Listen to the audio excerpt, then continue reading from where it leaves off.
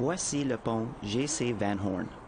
Des milliards de voitures l'utilisent chaque jour pour traverser du Nouveau-Brunswick au Québec, ou avaient l'habitude de l'utiliser. À l'heure actuelle, il est fermé, sauf pour le trafic essentiel.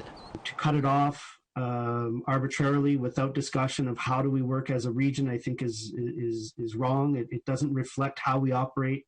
It doesn't reflect our reality. Pour le chef de la Première Nation de Listagouche, cette réalité est simple. Une grande partie de sa communauté, d'environ 2000 habitants, située dans la région gaspésienne du Québec, fait chaque jour un trajet de 5 minutes pour se rendre à Campbellton, au Nouveau-Brunswick. Les épiceries, l'école et la communauté de Listagouche sont si étroitement liées à Campbellton qu'ils utilisent l'heure de l'Atlantique plutôt que l'heure de l'Est, comme le reste du Québec. Many of our community members live on that side. It's almost like an extension of Listagouche in a sense. Monsieur Gray dit que l'autre grande épicerie la plus proche se trouve à 55 km, dans une région où des cas de COVID-19 ont été confirmés. Le Nouveau-Brunswick a offert un compromis à Listagouche.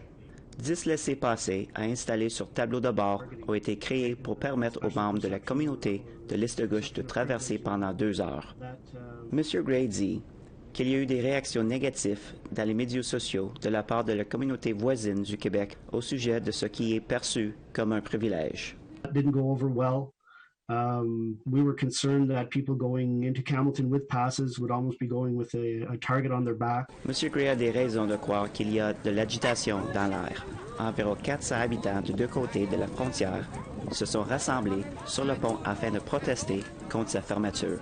Le 15 mai, M. Gray a rédigé une lettre au premier ministre du Nouveau-Brunswick pour organiser une rencontre avec lui et les représentants d'autres municipalités locales afin de trouver une solution.